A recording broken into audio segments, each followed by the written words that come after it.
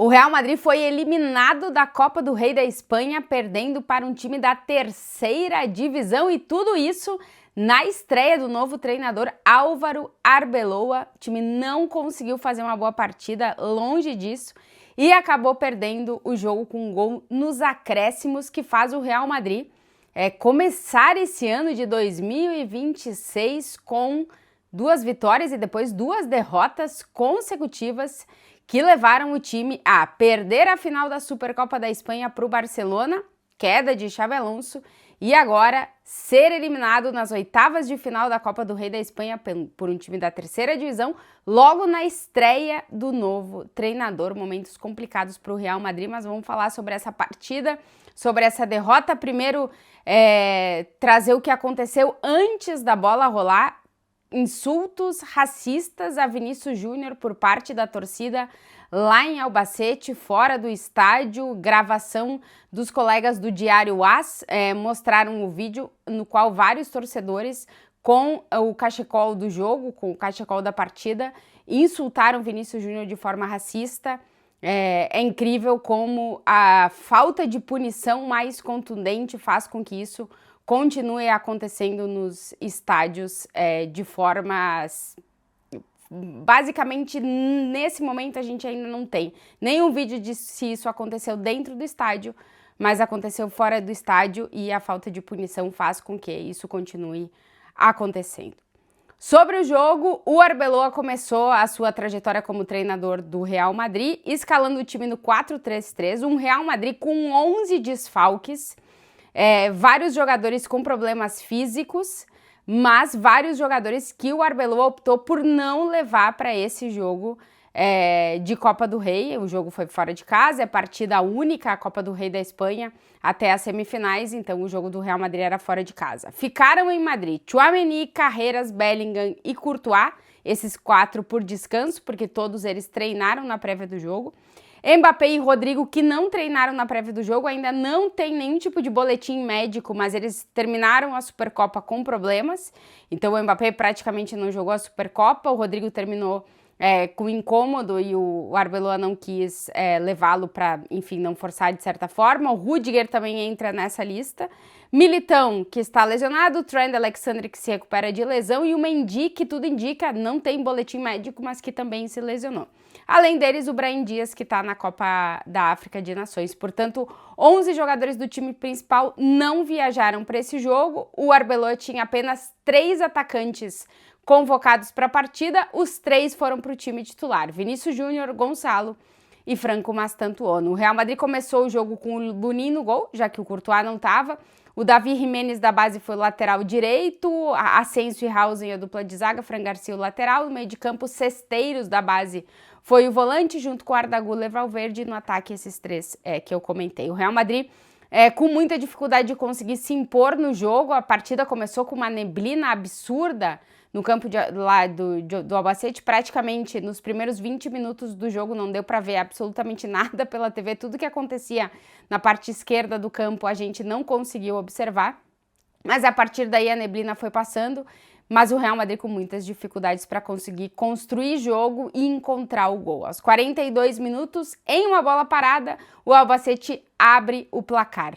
Nos acréscimos, também depois de uma bola parada, mas com uma jogada na sequência, Mastantuono empata para o Real Madrid, que termina o primeiro tempo com apenas uma finalização a mais do que o Albacete. Na segunda parte, o Arbeloa começa a fazer as substituições, inclusive o Carvajal, que não jogava desde o dia 26 de outubro, volta a jogar nos minutinhos finais da partida, e aos 82, o Albacete consegue se colocar de novo na frente do placar em um gol, num erro de saída de bola do Real Madrid, que termina com o Lunin não conseguindo espalmar a bola. Ele toca na bola e acaba indo para dentro, 2-1 para o Albacete. Aí o Real Madrid vai para cima nos últimos minutos em busca do empate e consegue, com 1 minuto de acréscimo, depois de um escanteio do Arda Güler, o Gonçalo, que talvez seja uma das poucas boas notícias desse Real Madrid, porque já são 5 gols nos últimos 4 jogos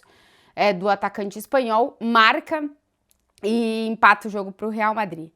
Mas aí, novamente, o Real Madrid falha e aí dessa vez dá para botar talvez bastante na conta do Lunin, que se posiciona mal, e o Albacete consegue se colocar na frente do placar praticamente na última jogada da partida. Um Real Madrid com muitas dificuldades de criar perigo ofensivamente e com muitas dificuldades de conseguir não sofrer quando os times contrários o atacam.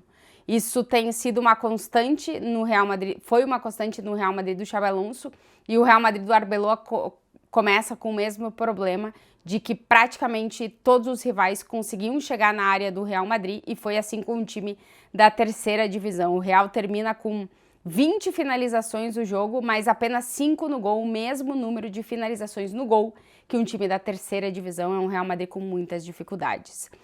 O Lunin até terminou a partida com 5 defesas a mais que o goleiro do Albacete.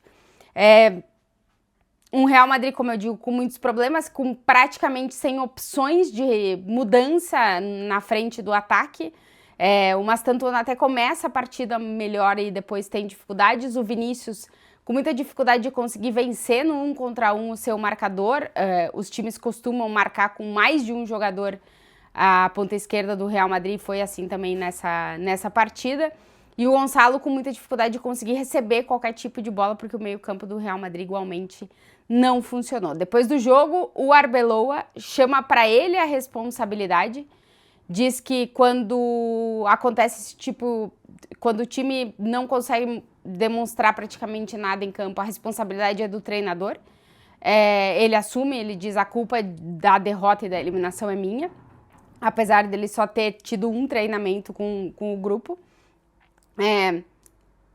Agradece bastante os jogadores o tempo inteiro durante a coletiva pós-jogo, por como os jogadores o receberam, pela disposição que eles tiveram de jogar essa partida, apesar de terem que mudar bastante as coisas que estavam fazendo para o que o Arbeloa quer fazer.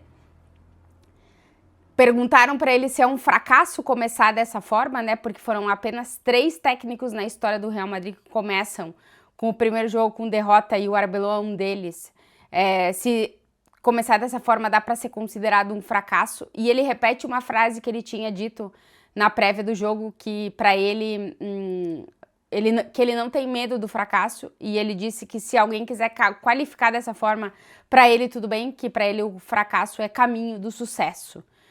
Arbeloa que chamou, como eu disse, muito a responsabilidade para ele. Perguntaram também sobre o que mais rapidamente ele quer mudar nesse Real Madrid, e ele disse que é a velocidade da bola, a velocidade com a qual o time faz a bola girar. E também a mudança constante de posicionamento dos jogadores em campo. Tenho a sensação de que o Arbeloa quer um Real Madrid bastante parecido com o Real Madrid do Ancelotti em 2024, com uma formação diferente, sempre no 4-3-3, que é a formação preferida dele. Foi questionado sobre Vinícius Júnior, que do trio de ataque titular foi o único que viajou, né? Lembrando que o Real Madrid emprestou o Endrick, o Brahim está na Copa da África de Nações, o Mbappé e o Rodrigo arrastavam problemas musculares, então só tinha Vinícius, Gonçalo e Mastantuono para esse jogo, os 3 foram titulares. Sobre o Vinícius, a fala do Arbeloa, até vou pegar aqui para não falar nada de diferente do que ele disse. Ele disse que para ele foi muito positivo o Vinícius ter ido para esse jogo, ter querido jogar todos os minutos, depois do esforço que ele fez na final da Supercopa da Espanha.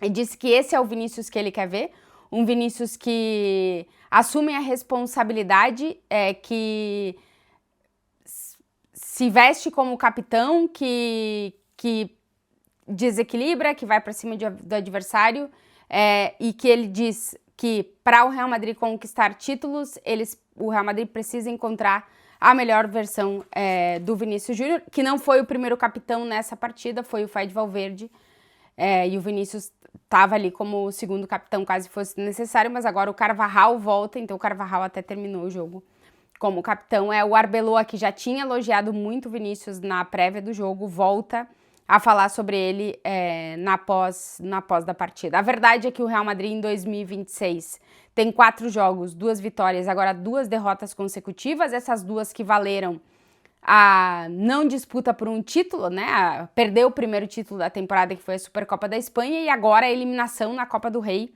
para um time da terceira divisão. O quanto isso pode pesar na sequência, vamos ver, porque o próximo jogo do Real Madrid é em casa, no sábado, no dia do aniversário do Arbeloa, mas tudo indica que o torcedor vai estar ainda mais indignado do que esteve antes da Supercopa da Espanha com a situação do time. Vamos ver o quanto isso pode pesar para o que a direção pode escutar nesse jogo, né? E o quanto pode pesar para os jogadores.